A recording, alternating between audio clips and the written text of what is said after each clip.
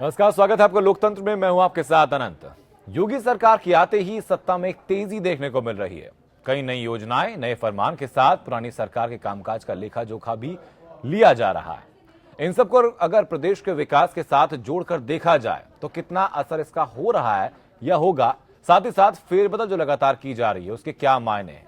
क्योंकि ये हमने देखा है कि सरकार के गठन के बाद लगातार ये कहा गया कि भाई जो कि ब्यूरोक्रेसी में बदलाव होना चाहिए वो बदलाव हो नहीं रहा है, लेकिन अचानक से ब्यूरोक्रेसी में बदलाव होता है।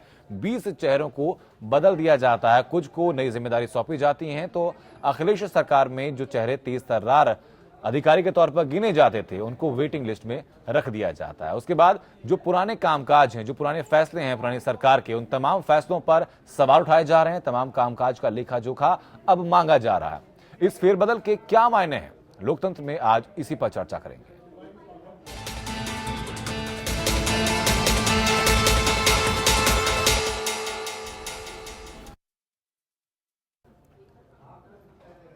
सत्ता संभालने के करीब 24 दिन बाद उत्तर प्रदेश की योगी आदित्यनाथ सरकार ने राज्य के वरिष्ठ अफसरों में फेरबदल किया है। राज्य के 20 वरिष्ठ आईएएस अफसरों का तबादला कर दिया गया। इनमें पूर्व मुख्यमंत्री अखिलेश यादव की प्रमुख सचिव अनिता सिंह और पूर्व सूचना सचिव नवनीत सहगल प्रमुख हैं। दोनों को प्रतीक्षा सूची में डाला गया। साथ ही नोएडा अथॉरिटी के चेयरमैन रमा रमन भी प्रतीक्षा सूची में रखे गए। उधर गोमती रिवर फ्रंट योजना से जुड़े एक इंजीनियर को सस्पेंड कर दिया गया और अधिकारियों को यह चेतावनी दी गई है। सवाल लगातार यहां पर उठ रहे हैं कि पुरानी सरकार की योजनाओं पर जिस तरीके से अब नकेल कसी जा रही है उसका मतलब क्या है कि अब ये मान के चलें जो भ्रष्टाचार के जितने आरोप उठे थे पुरानी सरकारों पर, हर आरोप से पर्दा उठेगा, हर चेहरे से नकाब उतरेगा। लेकिन क्या सिर्फ छोटी मछलियों पर ही कार्रवाई होगी या फिर जो बड़े नाम भी इसमें शामिल हैं उन नामों को भी इसमें शामिल किया जाएगा, उनके ऊपर भी इतनी ही सख्ती से कार्रवाई होगी। कुछ खास मेहमान हम तक जुड़ चुके हैं, उन मेहमानों का तारुफ हम आपसे कराते हैं। आपको बता दें कि लेकिन मेहमानों का तारुफ से पहले आपको बता देते हैं कि 24 दिन के बाद उत्तर प्रदेश की योगी सरकार ने ये जो तमाम चेंजेस किए हैं इनके ऊपर एक खास रिपोर्ट। योगी का एक्शन पिछली सरकार के फैसलों पर खूब कहर बरपा रहा है। साथ ही तबादले की चिंता में अधिकारियों की नींद भी उड़ी हुई है। योगी को न तो पिछली सरकार की योजनाएं भा रही हैं और न ही पिछली सरकार के चहेते अधिकारी। शायद इसीलिए एक ही दिन में 20 आईएएस अफसरों के तबादले कर दिए गए और लंबे समय से एक ही तैनाती में जमे अधिकारियों को वेटिंग में डाल दिया गया। कई अधिकारी अब भी सरकार के रडार पर हैं। योगी का चाबुक पिछली सरकार की योजनाओं पर भी खूब चल रहा है। अब गोमती रिवर फ्रंट के निर्माण कार्य की जांच के आदेश होने के बाद आज एक इंजीनियर को निलंबित कर बाकी अधिकारियों को चेतावनी भी दी गई। अनिल कुमार यादव, ऐसा है, आर्थिक अनियमितताएं हैं,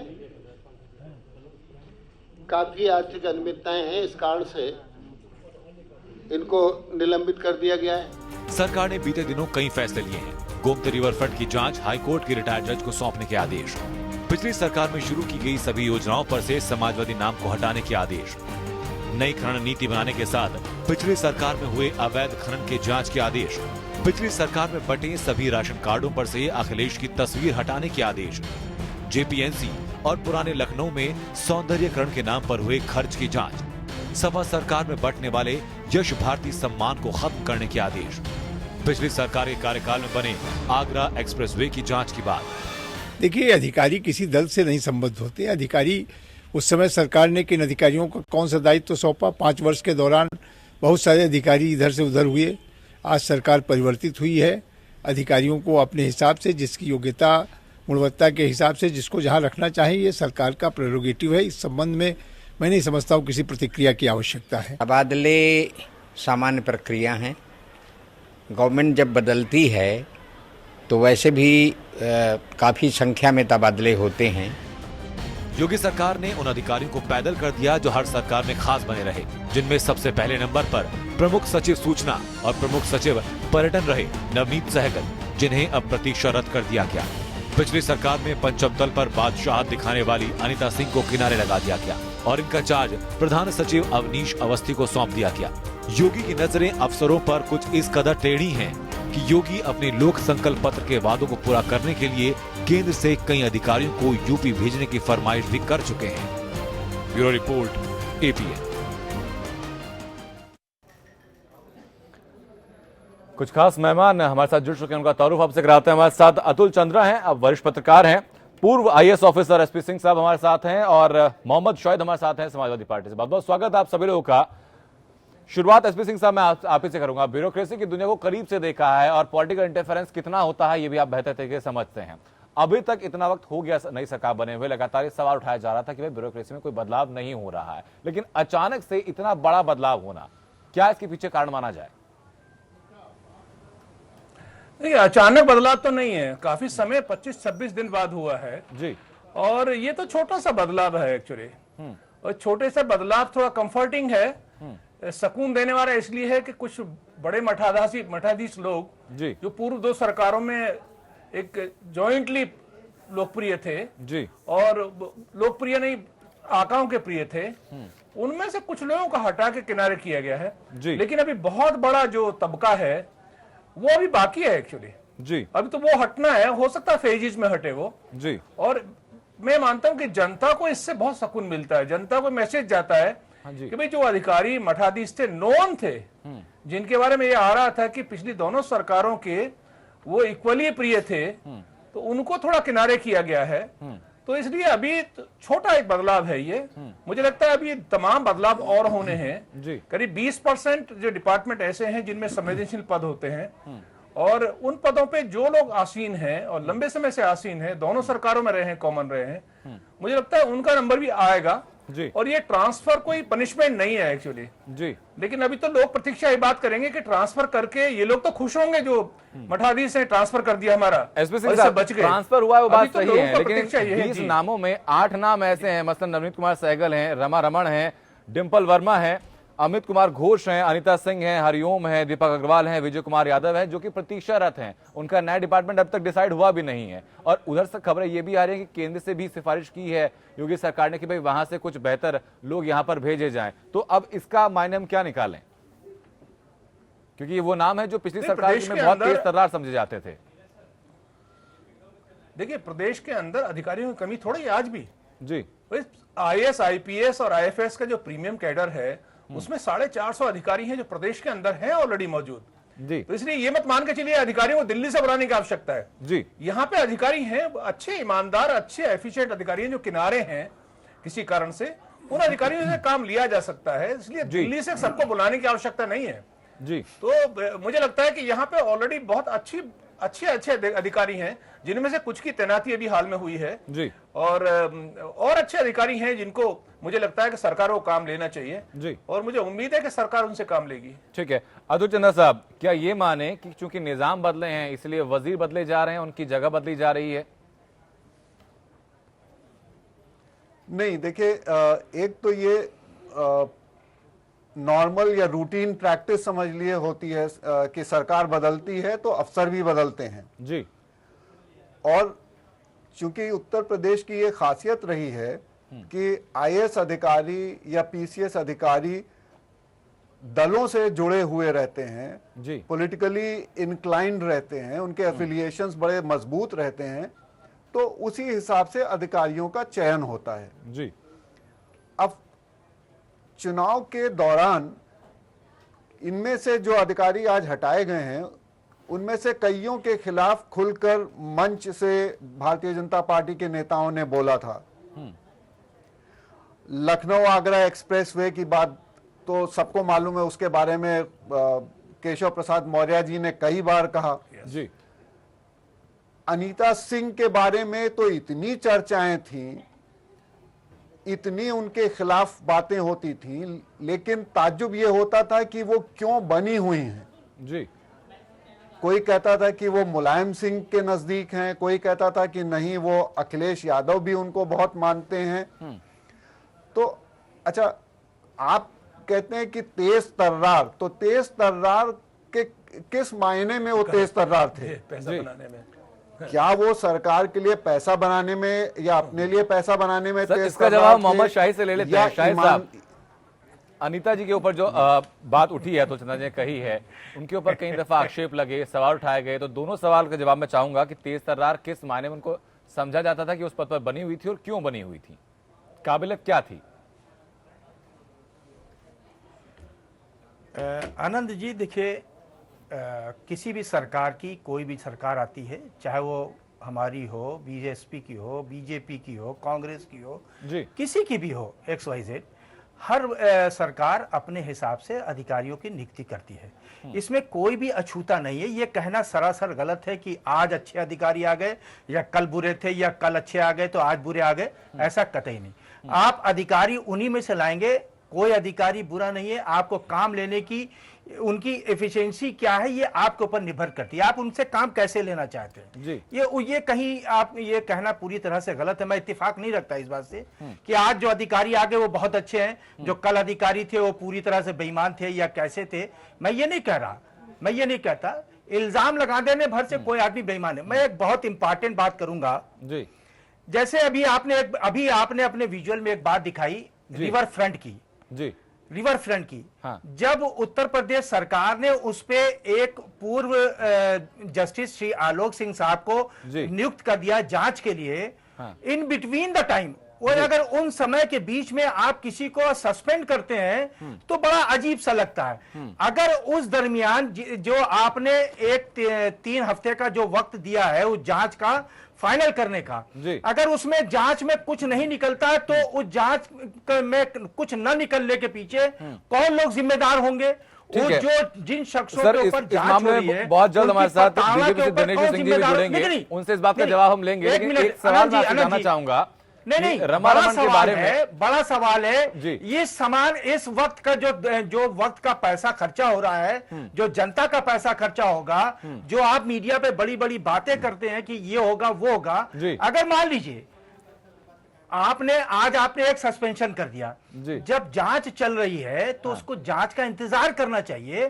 जांच में जो कुछ आ जाए उसमें आप करिए, उसके लिए कोई मना नहीं। मोहम्मद शाहिद साहब, रमा रमन के बारे में आता है जांच में तो उसका जिम्मेदार कौन होगा? सर, दिनेश सिंह बहुत जल्द हमारे साथ होंगे, सवाल आपका उनके सामने मैं जरूर रखूंगा।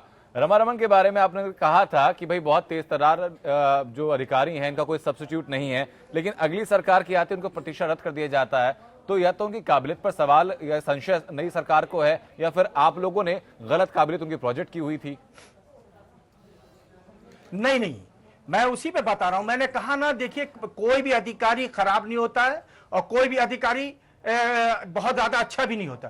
अधिकारी सब अच्छे होते हैं, कोई खराब नहीं होते हैं। आपको काम लेने का तरीका, भाई इस सरकार को जो आज बनी है, 1 महीना पहले जो बनी है, उसने अपने तय किया कि किस अधिकारी को कहां पे नियुक्त करना, ये उसका अधिकार है। उस पर मुझे किसी तरह का कोई कमेंट नहीं करना। ठीक है, एसपी सिंह साहब, बहुत संक्षेप में जानना चाहूंगा मैं आपसे। इस वक्त दिनेश जी हम तो जुड़ चुके हैं, फिर उनके बाद चलूंगा कि जिन अधिकारियों पर पिछली सरकार की काबिलियत की जिनके कसीदे पड़े जाते थे, नई सरकार के आते प्रतीक्षा रद्द उनको डाल दिया जाता है, इसके पीछे का कारण आप क्या समझते हैं?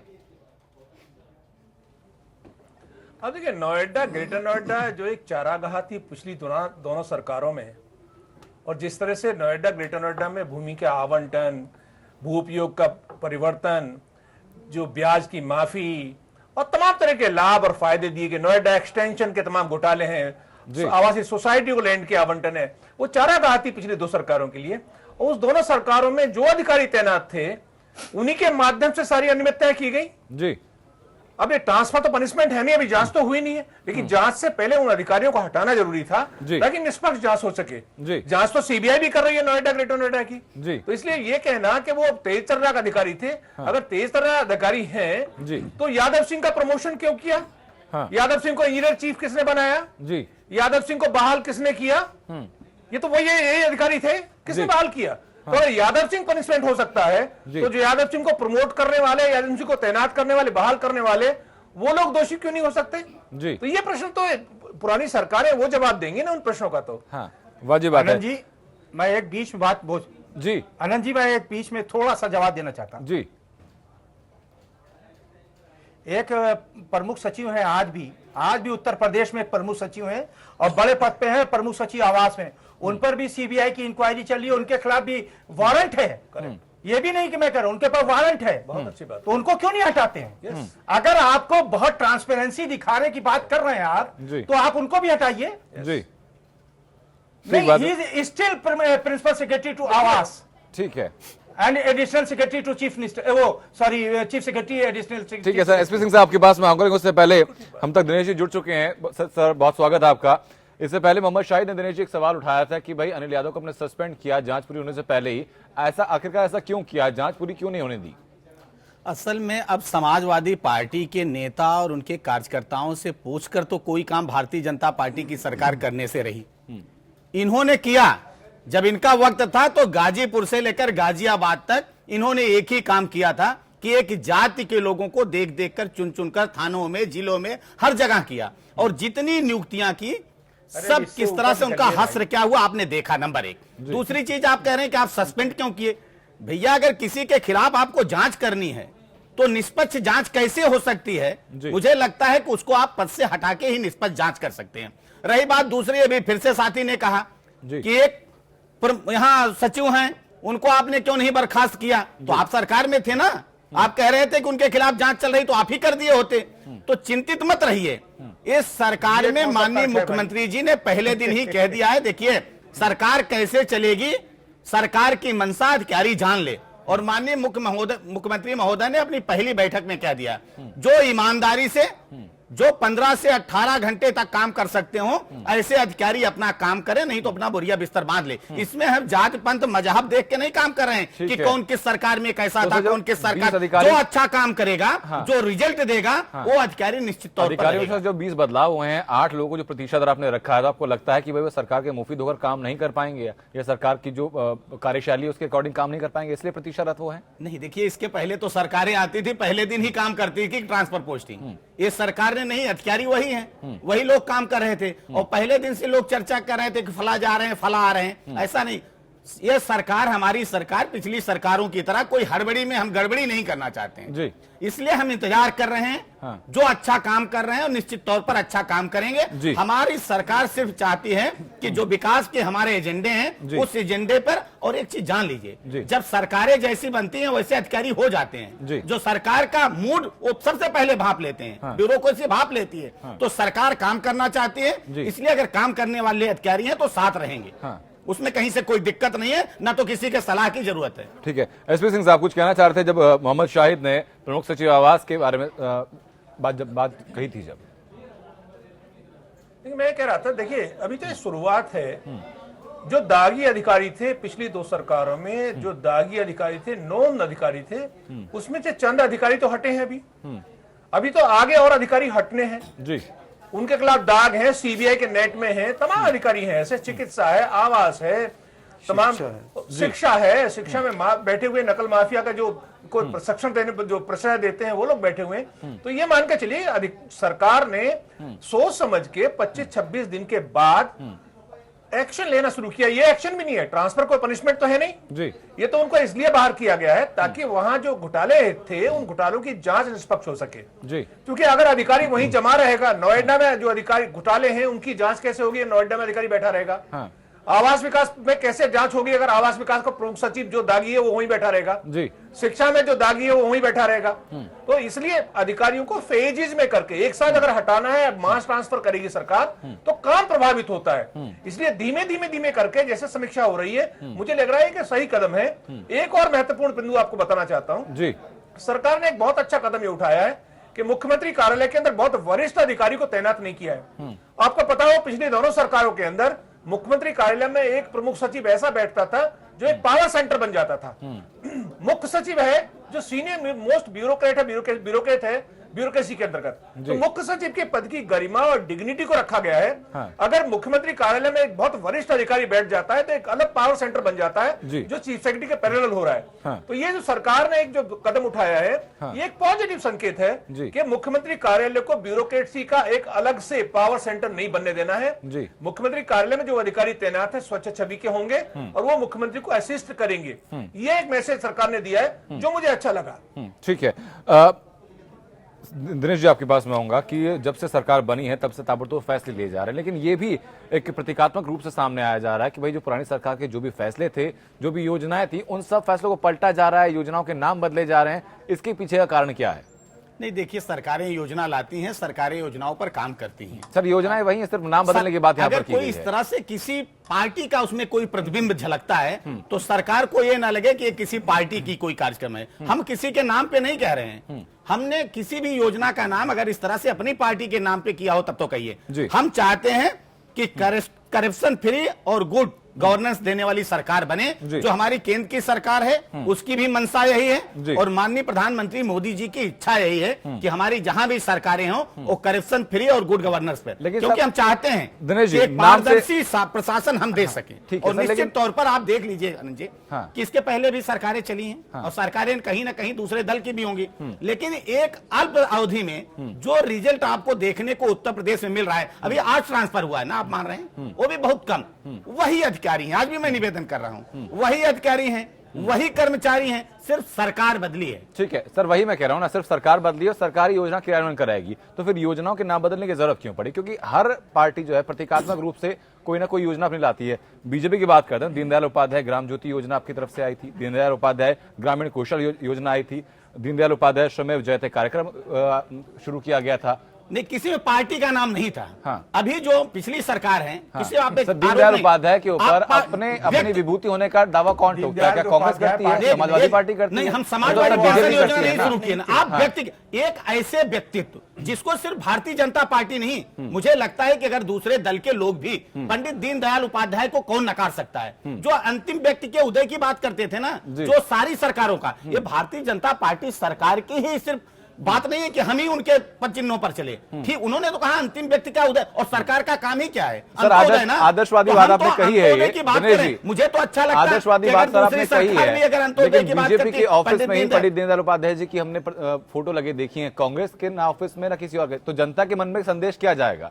नहीं, लगाना चाहिए ना। हाँ। हम कहाँ कह रहे हैं, अगर उनको अच्छा लग रहा है तो पार्टी की बात नहीं है। अगर कोई भी ऐसा व्यक्तित्व है जिसको आत्मसात करने से कोई भी पार्टी आगे बढ़ सकती है, और दीनदयाल जी का व्यक्तित्व उतना ऊपर है कि वो पार्टी के बार निकल चुके हैं, तो आज हम जब किसी की भी बात करते हैं, दीनदयाल उपाध्याय के नाम से अगर गुरेज नहीं तो फिर इंदिरा आवास योजना, राजीव गांधी योजना होती थी, जवाहर रोजगार योजना होती थी, फिर इनसे ऐतराज क्यों होता था? ऐतराज नहीं होता, ये भी सिर्फ कांग्रेस के थे। ये एक पार्टी का, देखिए इसमें आज वो मुद्दा नहीं है। अगर मुद्दा होता तो मैं बताता, देश में ये भी मुद्दा यही है। अगर है तो देश में कितने एक ही परिवार के नाम पर कितनी ज्यादा योजनाएं हैं। एक जगह मैं भी वाइस चेयरमैन हूं, वहां भी हमारे नाम भी एक ही परिवार के नाम पे है, और जितनी जगह आप चले जाइए तो हम परिवारवाद की बात, हम तो परिवारवाद खत्म कर रहे हैं, हम तो विकासवाद की बात कर रहे हैं ना। हमारी सरकार तो चाहती है परिवारवाद खत्म हो, और हम जब सरदार पटेल की बात करते हैं तो लगता है कि हम दूसरे दल के नेता को अडॉप्ट, यही तो लोग कहते हैं, आरोप लगाते हैं। जब हम अम्बेडकर की बात करते हैं तो दूसरे दल के लोगों को, हम तो सबको सम्मिलित कर रहे हैं जी। और हमें नहीं मान रहे हैं कि इनके दल के हैं उनके दल के। हाँ। जो भी महान विभूतियां हैं, जिनका भी समाज और राष्ट्र में योगदान रहा है, हाँ। निश्चित तौर पर भारतीय जनता पार्टी उनको आत्मसात करना चाहती है, उनके बताए हुए रास्ते पर हम चलना चाहते हैं,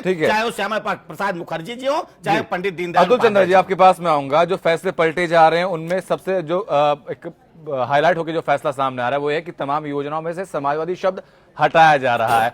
क्या इसको आप सार्थक मानते हैं? प्रतीकात्मक जो राजनीति है उसको हटाने का कदम ये है या फिर कुछ और?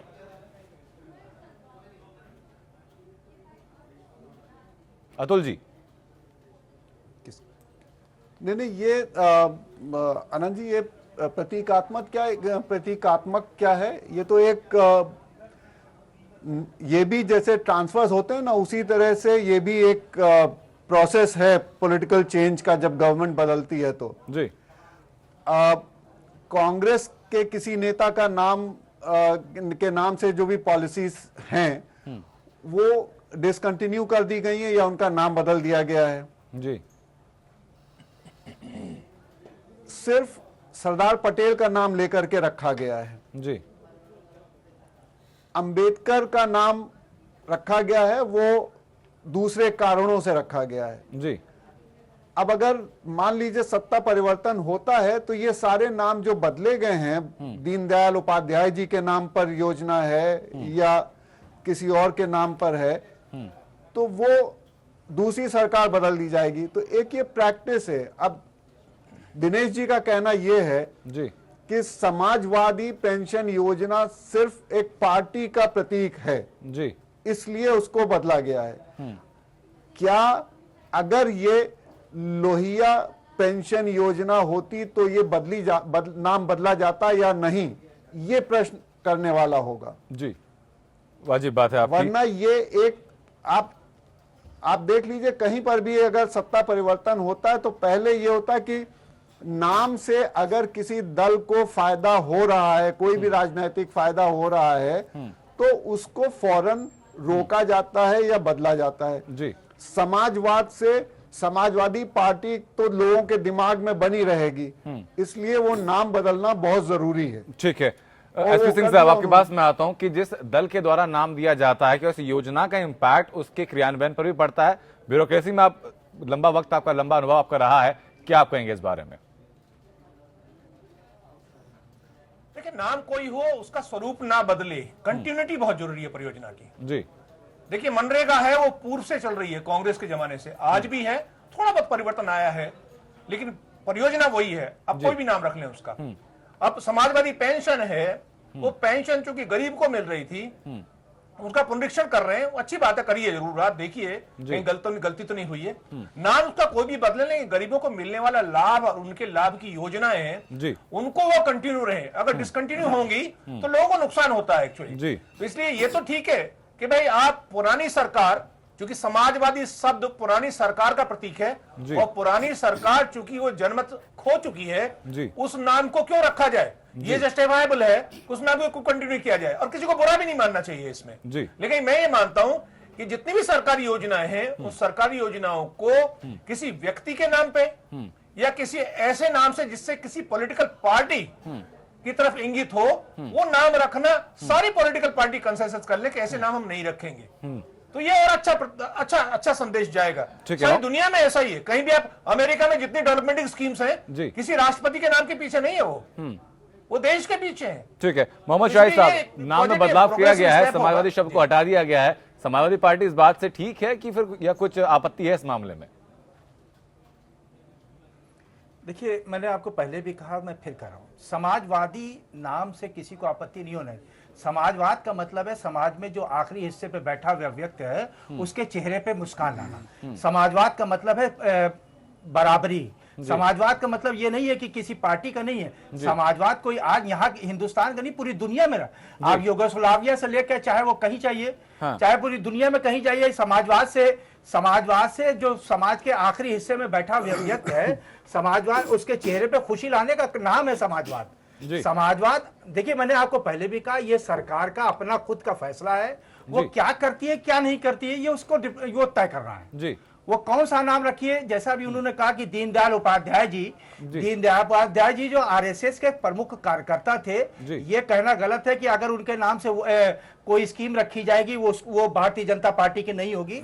ये कहना पूरी तरह से गलत है। अगर भारतीय जनता पार्टी और वो दीनदयाल उपाध्याय जी, स्वामी प्रसाद मुखर्जी या गोलवलकर या सावरकर के नाम से कोई योजना रखेंगे, तो उस योजना को क्या कहा जाएगा आपको?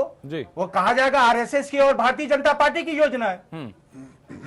भाई, अगर आप किसी इस देश के जितने भी महापुरुष हैं उनके नाम पर रखते हैं, कोई बुरी बात नहीं है। तो अगर उनका इस देश में कोई गहरा योगदान हो, इस देश को जोड़ने का योगदान रहा हो, इस देश को बढ़ाने का योगदान रहा हो, इस देश को चर्चा को उस तरफ उसको बनाने में काम रहा हो, उसमें नाम रखने में कोई बुराई नहीं। बिल्कुल, बहुत अच्छी बात कर रहे हैं। जिनकी आप चर्चा किए ना, आप एक बार उनको पढ़ लीजिएगा। श्यामा प्रसाद मुखर्जी ना होते तो आज भी आप जम्मू कश्मीर में जाते तो वीजा परमिट लेके जाते। उनका कितना बड़ा योगदान रहा है, उन्हीं को तो आप लोगों ने मार दिया। ठीक है सर, चर्चा को कहीं और लेकर नहीं जाते हैं। दिनेश जी, मोहम्मद शाहिद साहब, दीनदयाल उपाध्याय चर्चा का हमारा विषय नहीं है, इतिहास में लोग नहीं जाते हैं। आप नाम लिए, वीर सावरकर जी का क्या योगदान रहा, इनको भी आप आप काम करते हैं ना। बसपा की सरकार आई तो बसें नीली हो गई, समाजवादी पार्टी की सरकारें आई तो बसें हरी। ये आप लोग करते हैं, ये आप लोग कर रहे हैं। हम तो महापुरुषों के नाम पे ही रख रहे हैं, और हम रख रहे हैं कि आप उनको भी आप साथ करिए। ठीक है सर, इस वक्त उत्तर प्रदेश कांग्रेस से जिसान हैदर हमारे साथ हैं। जिसान, अरे एक महापुरुष का नाम पूछ लीजिए जी। ठीक है शाहिद साहब, अब तक चर्चा को उस तरफ हम लोग नहीं लेके जाते हैं। का मतलब है परिवारवाद नहीं, ज्यादा। ठीक है दिनेश जी सर, चर्चा को बने रहते हैं हम लोग, उसको बहस नहीं बनाते हम लोग। जिशान हैदर, आपके पास में आऊंगा, से निकलिए। दोनों चीजों पर प्रतिक्रिया जिशान हैदर मैं आपकी चाहूंगा। जो उत्तर प्रदेश में अभी IAS ऑफिसर के ट्रांसफर हुए हैं, इनके तबादले हुए हैं, और जो एक तमाम फैसलों को मौजूदा सरकार, पिछली सरकार के तमाम फैसलों को लगातार पलटती जा रही है, क्या आप कहेंगे? आनंद, देखिए अभी जब मैं आया तो दिनेश जी को सुन रहा था, दिनेश जी बता रहे थे कि महापुरुष है, इनके फोटोग्राफ जो है और पार्टियों को अपने दफ्तरों में भी लगाना चाहिए। मैं दिनेश जी से पूछता हूं कि क्या दिनेश जी, राजीव गांधी जी, इंदिरा गांधी जी, इन जिशान हैदर, सर हम चर्चा को किसी और तरफ नहीं लेके जाते हैं। सवाल मेरा कुछ और आपसे है। मैं उस पर भी जवाब देता हूँ। जिशान हैदर साहब, ठीक है सर, वो चर्चा का विषय हमारा नहीं है, चर्चा को चर्चा हम लोग रखते हैं सर, बहस नहीं बनाते हैं। ठीक है दिनेश जी, ठीक है दिनेश जी।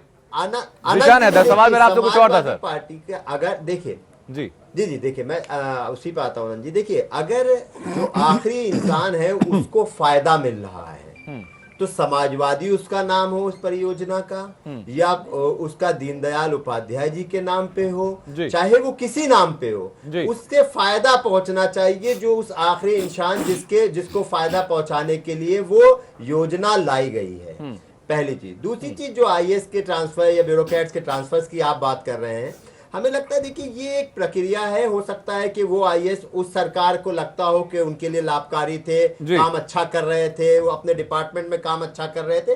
अब जो नई सरकार आई है उनको लगता हो कि नहीं, ये आईएएस नहीं अच्छे थे, इनकी जगह इन आईएएस और इन ब्यूरोक्रेट्स को लेके आएंगे तो वो उन डिपार्टमेंट में और अच्छे से काम कर पाएंगे। पहली तो एक चीज ये होती है। दूसरी चीज, कई बार ये होता है अपने चहीते अफसरों की पोस्टिंग, कि अपने चहीते अफसरों को लेके आ जाए, उनको पता है कि इनके काम करिए की प्रक्रिया क्या है, किस तरह से काम करते हैं, इनसे कैसे काम कराया जाता है, ये कितने सक्षम है। क्योंकि होता क्या है कि कई बार राजनेताओं को पता होता है, पहले से देख रहे होते हैं कि किस ब्यूरोक्रेट्स में किस तरह की काम करने की क्षमता है। तो हमें लगता है कई बार इसलिए ट्रांसफर पोस्टिंग होती है, उसमें ठीक है। जिशान हैदर, वापस सर मैं लौटूंगा। एसपी सिंह साहब, जो जिशान हैदर ने मुद्दा उठाया अभी चहेता अफसरों की पोस्टिंग के बारे में, वो चहेता अफसर की कसौटी क्या होती है कि वो सरकार के कितने मुफीद है, सरकार के साथ कितना काम करेगा या सरकार के लिए कितना काम करेगा?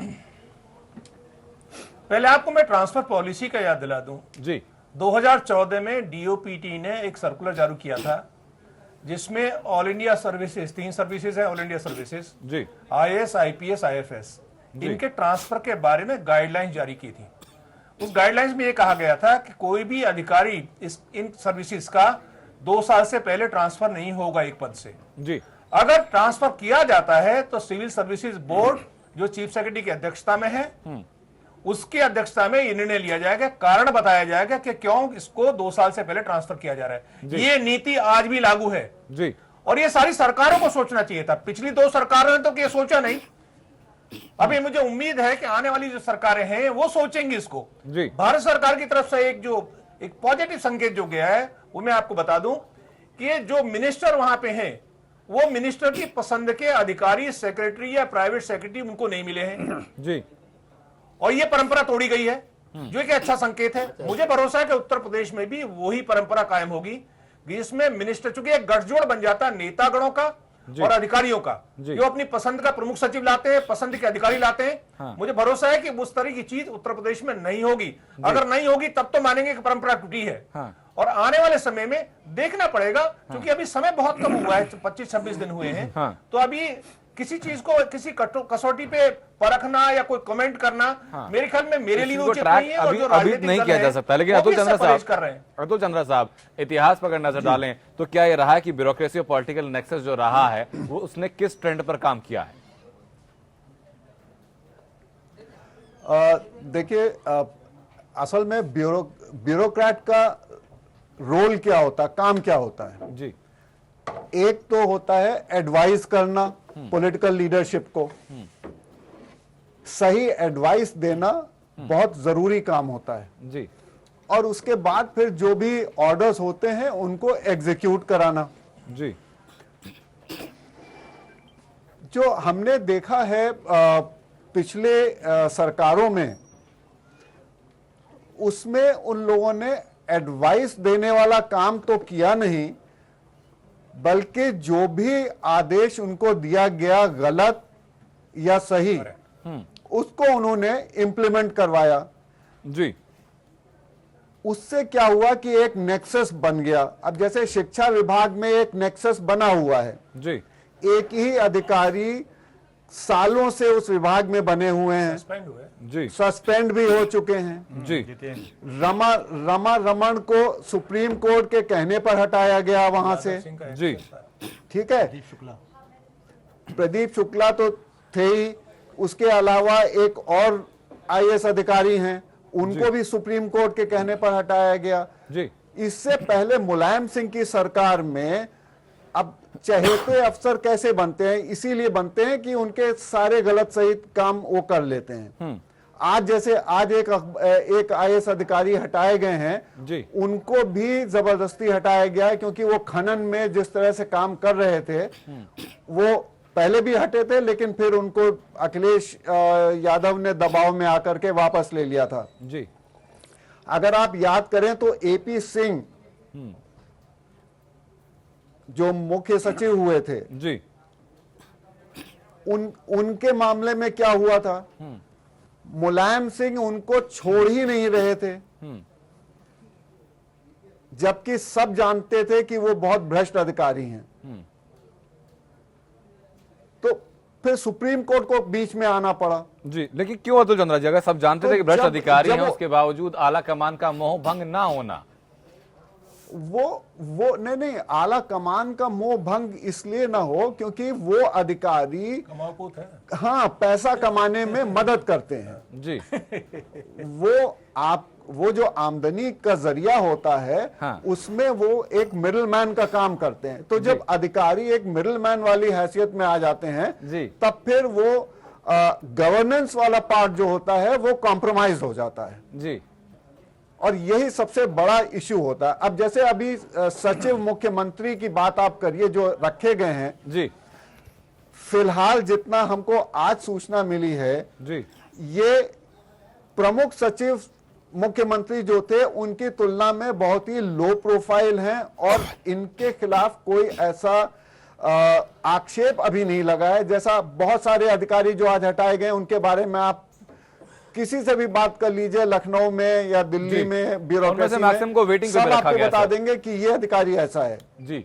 हाँ, उनमें से ज्यादातर को वेटिंग पर भी रखा गया है, कोई विभाग अभी तक अलॉट नहीं किया गया है। वेटिंग पे रखा गया, लेकिन वो वेटिंग पे कितने दिन रखे जाएंगे? 6 महीने ज्यादा से ज्यादा, उसके बाद पोस्टिंग होगी जी। तो जैसा SP सिंह साहब ने कहा, ट्रांसफर इज नो पनिशमेंट। वाजिब बात है सर, वापस मैं लौटूंगा। मोहम्मद शाहिद कुछ कहेंगे इस बारे में, आप जो तस्वीरें साफ करके रखी हैं अतुल चंद्रा जी ने सामने?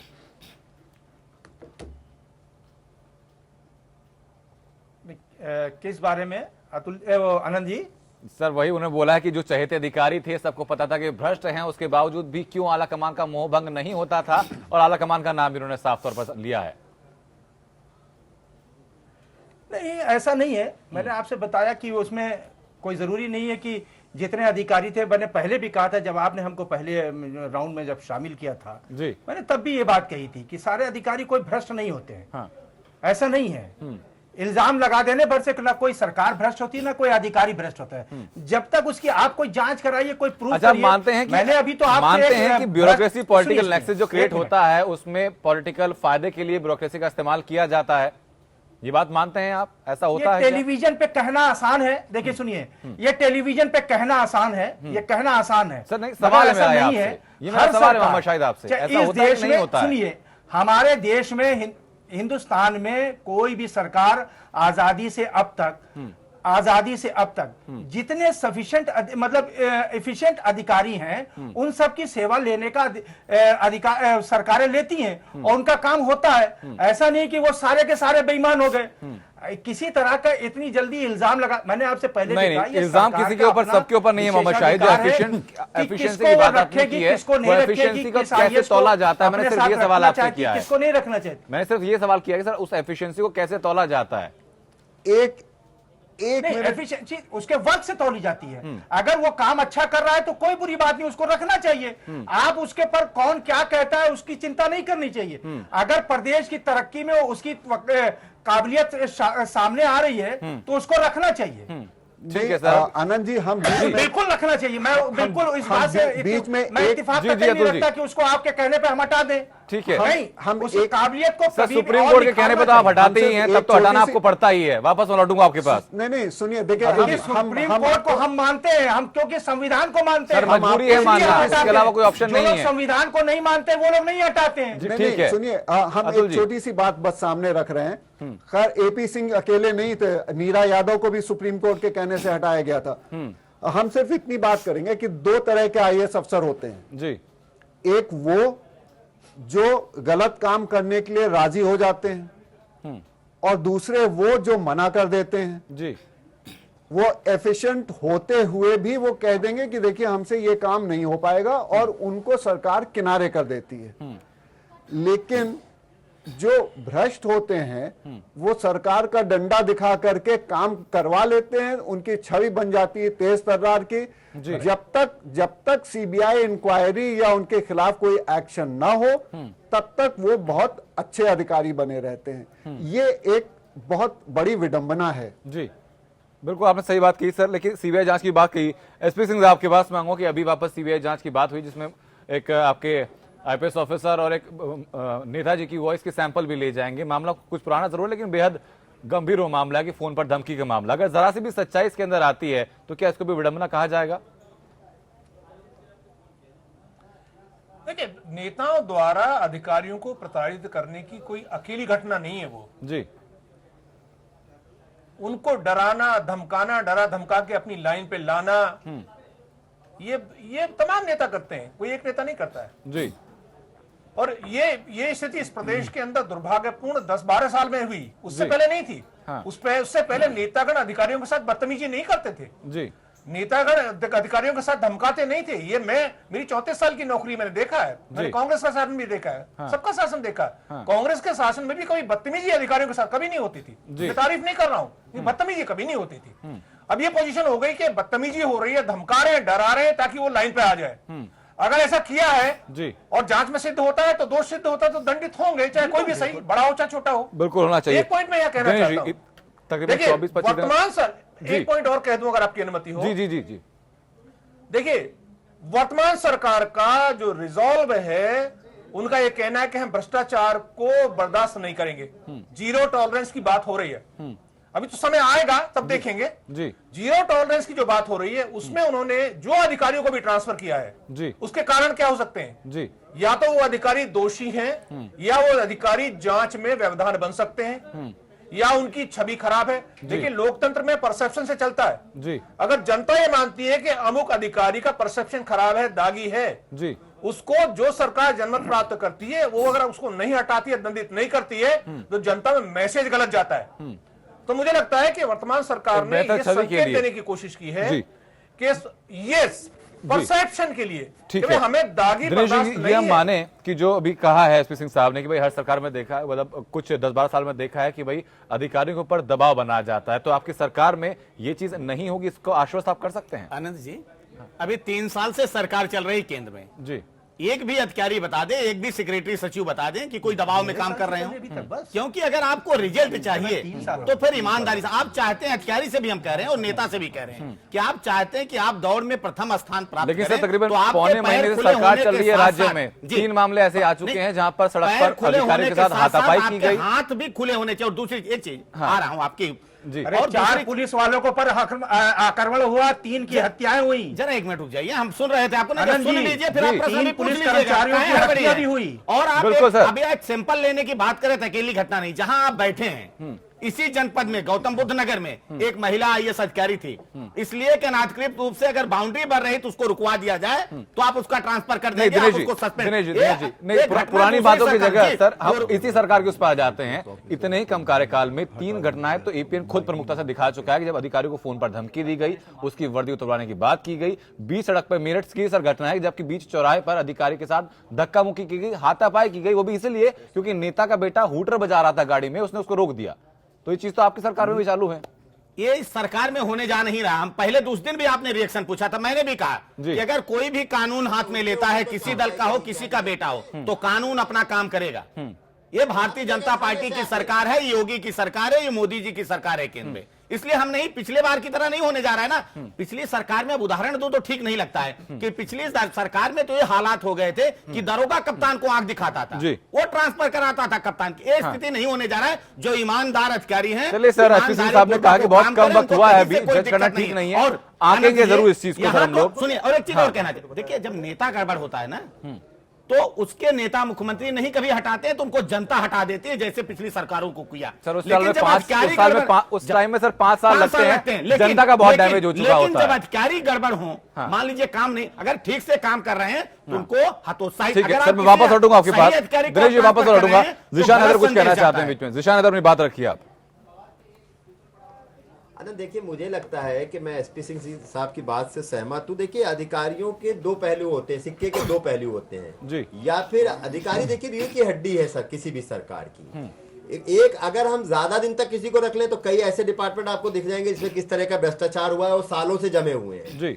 कुछ होते हैं कि जल्दी जल्दी ट्रांसफर भी नहीं होनी चाहिए, क्योंकि जिस तरह से ट्रांसफर होता है आदमी काम नहीं कर पाता है। तो हमें लगता है इसका समन्वय बना के और बहुत अच्छी तरीके से किसी भी प्रदेश सरकार को, हमें लगता है एसपी सिंह साहब भी इस बात से सहमत होंगे, समन्वय बना के बहुत अच्छी तरह से इसको करना चाहिए। एसपी सिंह जी का एग्जाम्पल हम लोगों के सामने हम लोगों ने देखा है, एसपी सिंह साहब को किस तरह से लाया गया था और किस तरह से क्या किया गया था। तो हमें लगता है इस तरह के एग्जाम्पल अब नहीं आने चाहिए। हमारे बीजेपी के मित्र बार बार, क्योंकि इनको समय दिया जाना चाहिए, अभी इनकी सरकार आई है, फुल मेजोरिटी से इतने प्रचंड बहुमत के साथ सरकार आई है, तो हमें लगता है कि इनको समय देना चाहिए और सिर्फ बातें नहीं करनी चाहिए, क्योंकि जिस तरह से 5-6 घटनाएं उल्लेख की गई है, देखने को मिली, हमें लगता है इसके ऊपर दिनेश जी की पार्टी को एक्शन लेना चाहिए कि किस तरह से थाने से आके कोई बीजेपी के नेता अपने बेटे को छुड़ा ले जाता है, या जिस तरह की भी जो घटनाएं हुई है, हमें लगता है उसको आप लोगों को देख के जल्दी से जल्दी उसका निराकरण करना चाहिए। और हमें लगता है ब्यूरोक्रेटिक चीजों को हमें लगता है बहुत ही संतुलित ढंग से चलाना की जरूरत पड़ती है, क्योंकि फिर मैंने जैसे कहा कि रीढ़ की हड्डी है किसी भी प्रदेश की सरकार के लिए। ठीक है,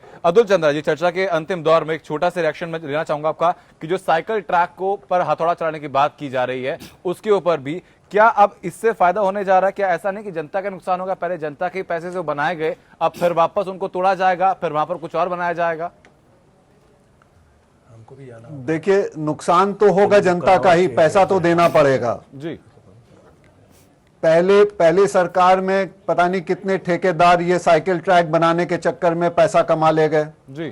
चैनल पे लाइव, और अब किसको ठेका मिलेगा ये देखने वाली बात होगी, या सिर्फ पीडब्ल्यूडी बनाएगी।